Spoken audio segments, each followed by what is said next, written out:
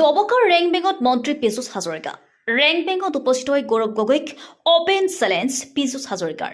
ভেলগুৰি পঞ্চায়তৰ কংগ্ৰেছৰ সভাপতি আনুষ্ঠানিকভাৱে বিজেপিত যোগদান কৰাত ব্যাপক খহনীয়া দেখা গ'ল কংগ্ৰেছৰ তিনিটা সমষ্টিৰ মুখ এৰিব নোৱাৰি গৌৰৱ গগৈ আজি বৰহমপুৰ সমষ্টিৰ ৰেংক বেংকত এখন বিশাল জনসভাত উপস্থিত থাকে অসমৰ জলসম্পদ আৰু জনসংযোগ বিভাগৰ মন্ত্ৰী পীযুষ হাজৰিকাই মন্ত্ৰীজনে বিজেপি চৰকাৰ দিনত হোৱা এক উন্নয়নৰ ক্ষতিয়ান দাঙি ধৰে আৰু ইফালে মন্ত্ৰীজনে সাংবাদিকৰ আগত বৰহমপুৰ সমষ্টিত হোৱা এই বৃহৎ যোগদান কাৰ্যই বিৰোধীৰ ভেটিত কঁপনি তুলিব বুলি মন্তব্য কৰে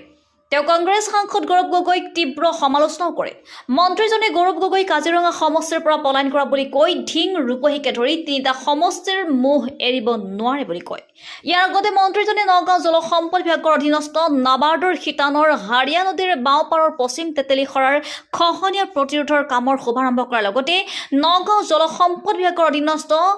MNR শিতানত অনুমোদিত হাৰিয়া নদীৰ বাওঁপাৰৰ তেতেলীখৰা গাঁৱৰ কাম সম্পূৰ্ণ হোৱা এখন খহনীয়া প্ৰতিৰোধী আঁচনিৰ শুভ উদ্বোধন কৰাৰ লগতে কৃষি বিভাগৰ অধীনস্থ এটা কৃষি উন্নয়ন বিষয়ৰ কাৰ্যালয়ৰ শুভ উদ্বোধন কৰে উল্লেখ্য যে বিশাল জনসভাখনতে সুৰেশ বৰাৰ নেতৃত্বত প্ৰায় 5 সহস্ৰাধিক কংগ্ৰেছ কৰ্মীয়ে বিজেপি দলত যোগদান কৰে ইফালে বীৰ লাচিত সেনাৰ কেইবাজনো জিলা পৰ্যায়ৰ নেতাই বিজেপি দলত যোগদান কৰে আৰু আজি যোগদান কৰা সদস্যসকল ক্ৰমে বিত্ত সচিব কৃতি কমল লস্কৰ কাৰ্যকৰী সভাপতি অপূৰ্ব বৰাসহ সহ সম্পাদক প্ৰশান্ত নাথ আৰু কামপুৰ মণ্ডলৰ সহ সচিব পাপু শইকীয়া ইয়াৰ আগতে মন্ত্ৰীজনে কঠিয়াতলী উন্নয়ন খণ্ডত বিকশিত ভাৰত সংকল্প যাত্ৰাত অংশ লোৱাৰ লগতে নৱনিৰ্মিত সদ্ভাৱনা ভৱনৰ আধাৰশিলা স্থাপন কৰে আজি মন্ত্ৰীজনৰ লগত সমূহ কাৰ্যসূচীত অংশ লয় নগাঁও সদৰ সমষ্টিৰ বিধায়ক ৰূপ শৰ্মা বৰহমপুৰ সমষ্টিৰ বিধায়ক জিতু গোস্বামী কলিয়াবৰ বিজেপিৰ সাংগঠনিক জিলাৰ সভাপতি Babul Bora news desk Dabka news আজি কেইবা হাজাৰ কৰ্মীয়ে বিজেপি দলত যোগদান কৰিছে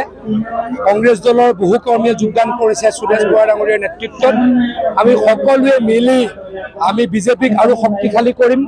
আজি মই দিনটো বৰহমপুৰ সমষ্টিত কেইবাখনো 5খন মিটিং কৰিছোঁ প্ৰত্যেকখনতে দেখিছোঁ ৰাইজৰ যথেষ্ট সমাগম ৰাইজে ব্যাপক সঁহাৰি দিছে মই আশাবাদী যোৱাবাৰতকৈ বহুত শক্তিশালী হৈছোঁ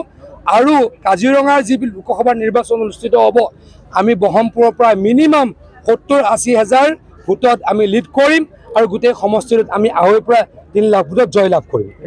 কাজিৰঙা সমষ্টিৰ পৰা ইতিমধ্যে আপুনি ঘোষণা কৰিছে যে গৌৰৱ গগৈ পলাব গৌৰৱ গগৈ ডাঙৰীয়াটো পলাইছে আপোনালোকে দেখিছে নগাঁৱৰ পৰাতো কোনো নহা হৈ গ'ল তেওঁ ঢিং ৰূপহীৰ মুখ এৰিব নোৱাৰে ঢিং ৰূপহীৰ সংখ্যালঘু ৰাইজৰ মুখ এৰিব নোৱাৰে গতিকে তেখেতে কাজিৰঙাক বৃদ্ধাংগুষ্ট দেখাইছে আৰু নগাঁৱত ইলেকশ্যন খেলিব বিচাৰিছে কিন্তু মই ক'ব খোজোঁ নগাঁও তেখেতৰ কাৰণে কেটৱাক নহ'ব সহজ নহ'ব নগাঁৱতে মই যোগ্য প্ৰতিদ্বন্দ্বিতা আগবঢ়াম নগাঁৱতে বিজেপি জিকিবলৈকে আমি যৎপৰোনাস্তি নাচি চেষ্টা চলাম তেওঁ সেইটোৱে তেওঁ ক'ব নোখোজে যদি সাহস আছে তেওঁৰ সমষ্টি কাজিৰঙাৰ ইলেকশ্যন খেলিব লাগিছিলে তাৰমানে 3টা সমষ্টিৰ তেওঁ মুখ এৰিব নোৱাৰে বাকী সমষ্টিৰ মুখ তেওঁ এৰি দিব তেখেতৰ 3টা সমষ্টিৰ মুখ তেওঁ এৰিব নোৱাৰে এটা হৈছে ঢিং এটা ৰূপহী এটা চামগুৰি তেওঁ সেই মানুহখিনিৰ কি মুখ আছে মই নাজানো তেওঁ 3টা সমষ্টিৰ মানে অসমীয়া ৰাইজৰ মুখ এৰি দিব পাৰে অসমীয়া ৰাইজক তেওঁ ঠেংগা দেখাব পাৰে কিন্তু সংখ্যালঘু ৰাইজক তেওঁ দেখাব নোৱাৰে কাৰণেই তেওঁ নগাঁৱত ইলেকশ্যন খেলিব আপোনালোকে চাই থাকক